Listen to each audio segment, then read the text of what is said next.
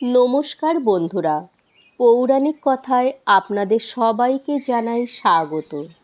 পুরুষোত্তম ভগবান শ্রী রামচন্দ্রকে কোন মুনি বিজয়া একাদশী পালন করতে বলেছিলেন? কেনই বা পদ্মলোচন ভগবান শ্রী রামচন্দ্র এই একাদশী পালন করতে রাজি হয়েছিলেন? এছাড়া এই একাদশীর মাহাত্ম্যই বা কী ও পালন করলে আমরা কী ফল লাভ করে থাকি? এই সকল বিষয়গুলি নিয়েই আজকের আলোচনা। তাহলে আসুন আমরা বিজয়া একাদশী কেন পালন করব সে বিষয়ে জেনে নিই। সমস্ত জায়গায় বিজয় প্রাপ্ত করতে চাইলে অবশ্যই ফাল্গুন মাসের কৃষ্ণপক্ষের এই বিজয়া একাদশী পালন করা উচিত। কারণ এই বিজয়া একাদশী মানুষকে সমস্ত জায়গায় জয় প্রাপ্ত করে। তার জন্যই এই একাদশীর নাম বিজয়া একাদশী। এই বিজয়া একাদশীর ব্রতকথা শ্রবণ ও কীর্তন মাত্রেই বাষ্পেয় যজ্ঞের ফল লাভ হয়, সর্বপাপ ভস্মীভূত হয়ে যায়। ভগবদ্ধাম পাওয়ার সুবর্ণ সুযোগ এই বিজয়া একাদশী। তাই বিজয়া একাদশী করার ফলে অবশ্যই আপনি মহানন্দে অনন্তকাল বৈকুণ্ঠে বাস করতে পারেন।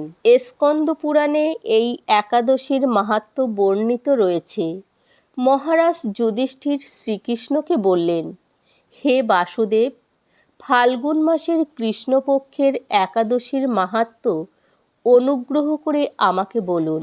শ্রীকৃষ্ণ তখন বললেন, হে যুধিষ্ঠির, এই একাদশী বিজয়া নামে পরিচিত।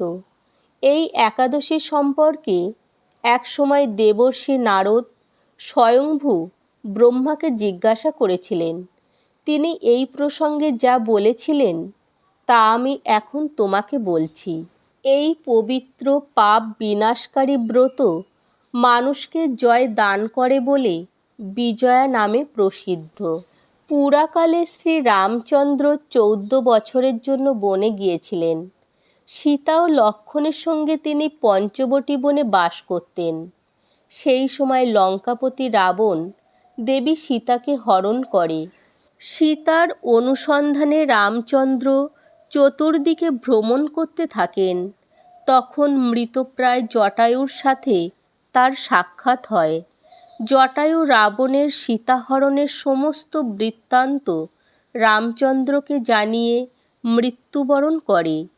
এরপর সীতা উদ্ধারের জন্য বানররাজ সুগ্রীবের সাথে তিনি বন্ধুত্ব স্থাপন করেন। রামচন্দ্রের কৃপায় হনুমান লঙ্কায় গমন করেন।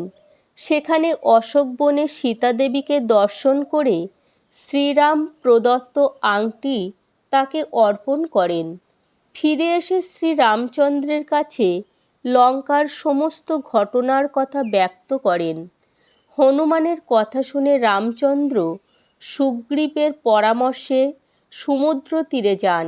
সেই দুস্তর সমুদ্র দেখে তিনি লক্ষ্মণকে বললেন, হে লক্ষ্মণ, কিভাবে এই অগাধ সমুদ্র পার হওয়া যায় তার কোনো উপায় খুঁজে পাচ্ছি না। উত্তরে লক্ষ্মণ বললেন, হে পুরুষোত্তম, সর্বজ্ঞাতা আদিদেব আপনি, আপনাকে আমি কি উপদেশ দেব? তবে বকদা লভ্য নামে এক মুনি এই দ্বীপে বাস করেন। এখান থেকে 4 মাইল দূরে তার আশ্রম। হে রাঘব, আপনি সেই প্রাচীন ঋষিশ্রেষ্ঠকে এর উপায় জিজ্ঞাসা করুন। লক্ষ্মণের মনোরম কথা শুনে তারা সেই মহামুনির আশ্রমে উপনীত হলেন। ভগবান রামচন্দ্র ভক্তরাজ সেই মুনিকে প্রণাম করলেন। মুনিবর রামচন্দ্রকে পুরাণ পুরুষ বলে জানতে পারলেন। আনন্দ ভরে জিজ্ঞাসা করলেন, হে রামচন্দ্র, কী কারণে আপনি আমার কাছে এসেছেন তা কৃপা করে বলুন। শ্রী রামচন্দ্র বললেন, হে মুনিবর, আপনার কৃপায় সৈন্যসহ আমি এই সমুদ্রের তীরে উপস্থিত হয়েছি। রাক্ষস রাজের লঙ্কা বিজয় করাই আমাদের প্রধান উদ্দেশ্য।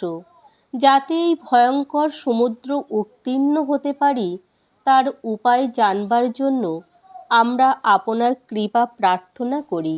মণিবর প্রসন্ন চিত্তে পদ্মলোচন ভগবান শ্রীরামচন্দ্রকে বললেন, হে রাম, আপনার অভীষ্ট সিদ্ধির জন্য যে শ্রেষ্ঠ ব্রত করণীয় আমি তা বলছি। ফাল্গুন মাসের কৃষ্ণপক্ষের বিজয়া নামক একাদশী ব্রত পালনে আপনি নিশ্চয় সৈন্যসহ সমুদ্র পার করতে পারবেন। এই ব্রতের বিধি শ্রবণ করুন। বিজয় লাভের জন্য দশমীর দিন সোনা, রূপা, তামা অথবা মাটির কলস সংগ্রহ করে তাতে জল ও আমের পাতা দিয়ে সুগন্ধি চন্দনে সাজিয়ে তার উপর সোনার নারায়ণ মূর্তি স্থাপন করবেন। একাদশীর দিন যথাবিধি প্রাতঃস্নান করে কলসের গলায় মালা চন্দন পরিয়ে উপযুক্ত স্থানে নারকেল ও গুবাক দিয়ে পূজা করবেন। এরপর গন্ধ, পুষ্প, তুলসী, ধূপ, দীপ, নৈবেদ্য ইত্যাদি দিয়ে পরম ভক্তি সহকারে নারায়ণের পূজা করে হরিকথা কীর্তনে সমস্ত দিন যাপন করবেন। রাত্রি জাগরণ করে অখণ্ড ঘি প্রদীপ প্রজ্বলিত রাখবেন।